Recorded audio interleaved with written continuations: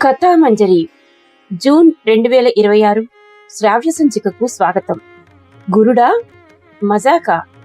రచన కృపాకర్ పోతుల. స్వరం సమ్మెట ఉమాదేవి.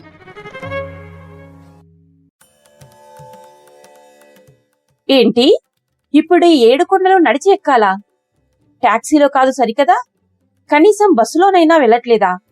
నా వల్ల కాదు, నేను నడవను మొరాయించింది పావని. దేవుడి దర్శనానికి వచ్చి ఇలా మాట్లాడొచ్చా పావు? వెధవ శరీరం.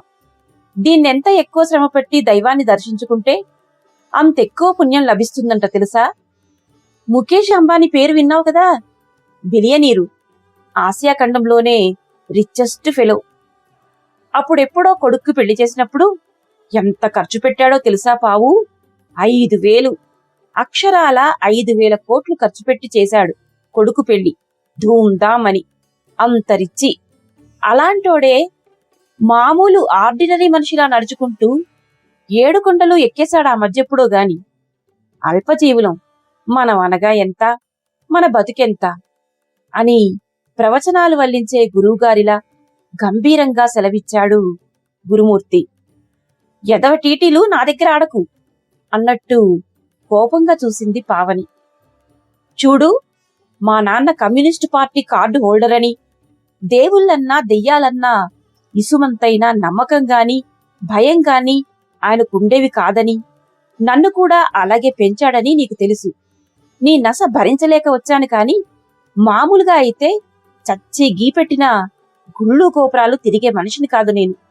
ఎల్టీసీ పెట్టాను, ఫ్లైట్లో వెళ్తున్నావని చెప్పి రైల్లో, అది కూడా ఆర్డినరీ స్లీపర్ క్లాస్లో తీసుకొచ్చావు.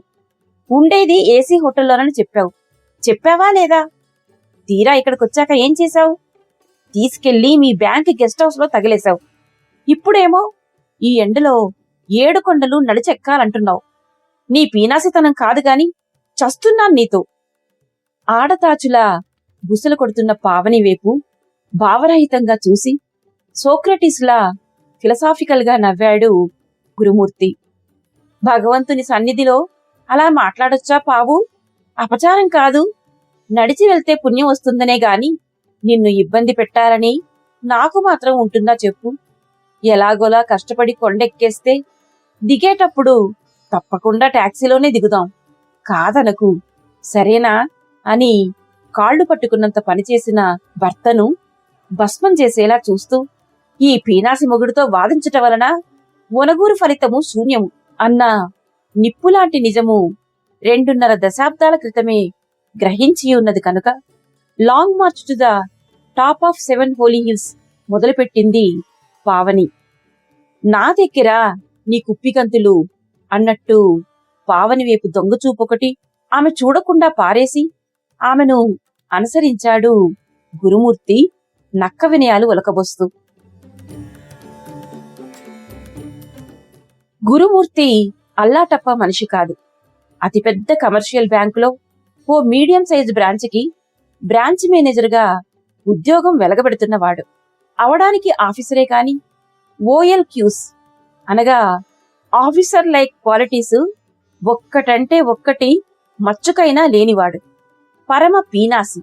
ఎంగిలి చేత్తో కాకిని కొట్టడం, పిల్లికి బిచ్చం పెట్టడం వంటి పనులు బుద్ధి బొత్తిగా లేనివారు, ఉత్త దుబారా మనుషులు చేసే పనులు గురుమూర్తి గారి దృష్టిలో.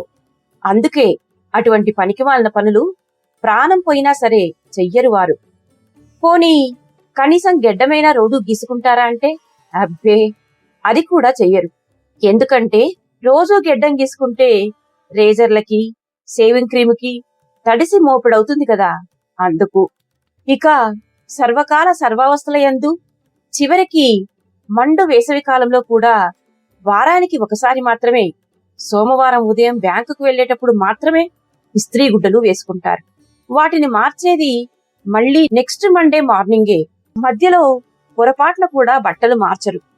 ఆయన ధరించే గుడ్డలు కూడా ఎలా ఉంటాయంటే రంగులు వెలిసిపోయి, బొత్తాలు ఊడిపోయి, షర్టులు కాలర్ల దగ్గర, ప్యాంట్లు చీలమండల దగ్గర చిరిగిపోయి దారాలు వేలాడుతూ ఎలా ఉంటాయంటే ఎవరైనా తీసుకోవా ప్లీజ్ అని బతిమలాడితే what the hell do you think of me ఐసే? ఎలా కనబడుతున్నా నీకు? అసలేమనుకుంటున్నావు నా గురించి? అలాంటి ఫిల్దీ రేక్స్ ని నా లిటిల్ ఫింగర్ తోనైనా టచ్ చేసేవాడిలా కనబడుతున్నారా నీకు అని ముష్టెత్తుకునేవాడు కూడా సగం ఇంగ్లీష్లోనూ సగం తెలుగులోనూ చీదరించుకునేటంత చండాలంగా ఉంటాయి. ఇక గురుమూర్తి ధరించే చెప్పుల సౌందర్యం వివరించడానికి ఏ భాష చాలదు.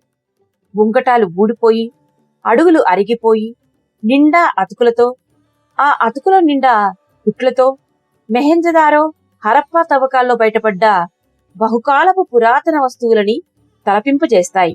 గురుమూర్తి ఆ బ్రాంచ్కి మేనేజర్గా వచ్చి సంవత్సరం కాకుండానే దానెదురుగా కూర్చుని చెప్పులు బాగా చూసుకునేవాడు.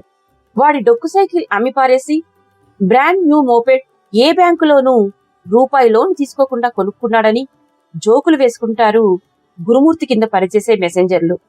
అంత ఘనకీర్తి మూట కట్టుకున్నవాడు. ఇంటికి జస్ట్ 4 అడుగుల దూరంలో మాత్రమే ఉన్న నూకాలమ్మ గుడిలోకి అడుగు పెడితే ₹1 దక్షిణ వెయ్యాల్సొస్తుందని చెప్పి ఏనాడు అడుగుపెట్టని భక్త శిఖామణి. సతీ సమేతంగా తిరుపతికి విచ్చేశాడంటే అందుకు గల ఏకైక కారణం 10 ఏళ్ల నుండి రాని ప్రమోషన్ వచ్చి ఒళ్ళో పడటమే. తన దగ్గర గుమాస్తాలుగా పనిచేసిన కుర్ర వెధవలు, బుర్ర తక్కువ వెధవలు మేనేజర్ గారి దృష్టిలో బోలెడంత మంది తారాజు వల్ల జుమ్మంటూ పైకి దూసుకుపోతుంటే తను మాత్రం ఉన్న దగ్గరే చతికిలబడిపోవడంతో చాలా ఇన్సల్ట్ ఫీల్ అవసాగాడు గురుమూర్తి. ఎంతమంది పై అధికారుల కాళ్ళు చేతులు ఎన్ని విధాలుగా పట్టుకొని సవరదీసినా ప్రమోషన్ దక్కకపోవడంతో అదే కాని వస్తే సతీ సమేతంగా నీ దర్శనానికి వస్తానని, నడిచి కొండెక్కుతానని, గుండు కొట్టించుకుంటానని, ఒక కొబ్బరికాయ కూడా కొట్టి హుండీలో ₹25 వేసేస్తానని ధైర్యంగా మొక్కేసుకున్నాడు. ఇంతకాలం రాని ప్రమోషను ఇప్పుడు మొక్కుకుంటే మాత్రం వచ్చి చేస్తుందా? వస్తే మంచిదే, అప్పుడే చూసుకోవచ్చు అని మనసులో తలంచినవాడై, అయితే మొక్కుకొని 6 నెలలైనా తిరగకముందే అన్నాళ్లు అందని ద్రాక్షలా ఊరించిన ప్రమోషన్ ఎగురొచ్చి మరీ ఒళ్ళో వాలిపోయింది. దాంతో మొక్కుకుంటే మాత్రం వెళ్లే తీరాలా అన్న మీమాంసలో పడిపోయాడు. అప్పటికి ఊర్లోనే ఇంటికి 1/2 మైలు దూరంలో ఉన్న గుడి వెంకటేశ్వర స్వామిదే. అక్కడికెళ్లి దర్శనం చేసుకొని కొబ్బరికాయ కొట్టేసి తలనీలాలు సమర్పించేసి హుండీలో ₹25 వేసేస్తే మొక్కుకి మొక్కు తీరిపోతుంది, ఖర్చుకు ఖర్చు కలిసొస్తుందన్న బ్రిలియంట్ ఐడియా రావడమైతే వచ్చింది గాని దానితో పాటు స్వామివారికి ఒకవేళ కోపంగాని వచ్చి నెక్స్ట్ ప్రమోషన్ కి గండి కొట్టేస్తేనో అన్న భయం కూడా చాలా ఎక్కువ మోతాదులో వేసింది. దాంతో వేరు మార్గము లేక తప్పనిసరి పరిస్థితుల్లో సతీ సమేతంగా దేవదేవుని దర్శనానికి తరలిరాక తప్పలేదు గురుమూర్తికి. పతిదేవుని పరాక్రమము పెళ్లైన మరుసటి రోజు నుంచే సంపూర్తిగా తెలిసి ఉన్నది కావటంతో, నన్నడిగి మొక్కుకున్నావా నన్ను కూడా తీసుకొస్తానని? నేను రాను పొమ్మంది పావని. అయితే కాలు కందకుండా, కట్టుకున్న చీర నలగకుండా ఫ్లైట్లో తీసుకెళ్లి ఫ్లైట్లోనే తీసుకొస్తానని తన మీదే అంటే పావని మీదే ఒట్టేసి మరీ చెప్పడంతో ఒక బలహీన క్షణంలో నిజమని నమ్మి బయలుదేరింది పాపం. నడకదారిలో నడుస్తున్నంతసేపు భర్త మీద విసుక్కుంటూనే ఉంది. ఆపసోపాలు పడుతూ వాచిపోతున్న మోకాళ్ళని పాదాలని సవరించుకుంటూ ప్రతి 10 అడుగులకి 10 నిమిషాల పాటు రెస్ట్ తీసుకుంటూ ముక్కుతూ మూలుగుతూ క్యూ కాంప్లెక్స్ దగ్గరకు చేరుకునేసరికి 5 గంటల సమయం పట్టింది. అక్కడికి వెళ్ళాక కానీ తెలియలేదు. కనీసం ₹300 స్పెషల్ దర్శనం టికెట్ అయినా కొనలేదు పీనాసి మొగుడని. అప్పటికే బాగా డీలా పడిపోయిందేమో. మళ్లీ తిట్టడానికి 1/2 ఔన్స్ ఓపికైనా మిగల్లేదామెలో. దాంతో ఇంటికెళ్ళని, అప్పుడు చెప్తా నేను సంగతి అన్నట్టు చూపులల్లోనే నిప్పురవ్వలు విరజిమ్మి ధర్మదర్శనం క్యూలో మరో 6 గంటల పాటు నిలబడి ఎట్టకేలకు దర్శనం పూర్తయిందనిపించింది. బతుకు జీవుడా అని బయటపడింది. కొంచెం టైం పట్టినా రూపాయి ఎక్స్ట్రా ఖర్చు లేకుండా దర్శనం జరిగిపోయినందుకు పరమానంద భరితుడయ్యాడు గురుమూర్తి. ఆ బలహీన క్షణంలో సహధర్మచారిణి మీద అపరిమితమైన అనురాగం, అనురక్తి, అపేక్ష, అభిమానం ఇవన్నీ కలగలిపిన కొత్త కాక్టైల్ ఒకటి ఉద్భవించి బుస్సున ఎగదన్నింది గురుమూర్తి గుండెలోతుల్లో. ఆ శుభ సందర్భాన్ని గ్రాండ్ గా సెలబ్రేట్ చేసుకోవాలన్న కోరిక కలిగింది. అలా చేస్తే అలసట తీరాక మళ్లీ బద్దలవ్వబోయే అగ్నిపర్వతాన్ని టెంపరరీగా శాంతింపజేయవచ్చన్న, ఇంటికెళ్ళాక మిగతా విషయాలు చూసుకోవచ్చన్న బ్రిలియంట్ బ్రెయిన్ వేవ్ అంకురించింది. అంతే, ఏమాత్రం ఆలస్యం చేయలేదు గురుమూర్తి. నీరసంతో తోటకూర కాడలా వేలాడిపోతున్న పావని భుజం చుట్టూ ప్రేమగా చెయ్యి వేసి పక్కనే ఉన్న కూల్ డ్రింక్ షాప్లోకి నడిపించుకుంటూ వెళ్లాడు నెమ్మదిగా. ఖాళీగా ఉన్న కుర్చీలో కూర్చోబెట్టాడు ప్రేమగా. ఎదురుగా తను కూడా ఆసీనుడయ్యాడు అనకువగా. బాగా అలసిపోయావు గాని ఓ పావుగంట రెస్ట్ తీసుకో పావు. కాళ్లపీకులు కాస్త తగ్గాక హాయిగా బస్సెక్కి దిగువకి వెళ్లిపోదాము. రూముకి వెళ్ళాక కాళ్ళకి పిక్కలకి కొబ్బరి నూనె మర్దన చేస్తాను. చేత్తో తీసి పడేసినట్టు మాయమైపోతాయి నొప్పులన్నీ. బాగా అలసిపోయి ఉన్నావు, ఇంకో థమ్సప్ తాగు, అలసట తగ్గుతుంది అని సెలవిచ్చాడు మార్ధవంగా. చూపుల్లోనూ మాటల్లోనూ లీటర్ల కొద్దీ ప్రేమ గుమ్మరిస్తూ. పతిదేవుని మాటలు కొంచెం కూడా బోధపడని పావని అయోమయంగా చూసింది భర్త వైపు. ఇప్పుడే కదా ఇలా వచ్చి కూర్చున్నాం, కనీసం గోలీ సోడా అయినా తాగలేదు కదా, ఇంకా ఇంకో థమ్సప్ తాగమని వాగుతావేంటి? మతిగాని పోయిందా నీకు అని ఆడపులిలా గర్జించబోయింది. కాని గర్జించడానికి ఓపిక లేకపోవడంతో కీచుమని మూలిగింది చుంచెలకలా. పావని మాటలు విన్న గురుమూర్తి మొహం ఆవేదనతో నల్లగా మాడిపోయింది. హృదయం వేదనతో బాధగా మూలిగింది. 4 సార్లు గట్టిగా ఊపిరి తీసుకొని నెమ్మదిగా వదిలిపెట్టి, పెళ్ళానికెప్పుడూ కూల్ డ్రింకే ఇప్పించని పరమ పీనాసి వెధవతో మాట్లాడినట్టు అలా మాట్లాడతావేంటి పావు? నువ్వలా మాట్లాడుతుంటే నాకెంత బాధగా ఉంటుందో తెలుసా నీకు?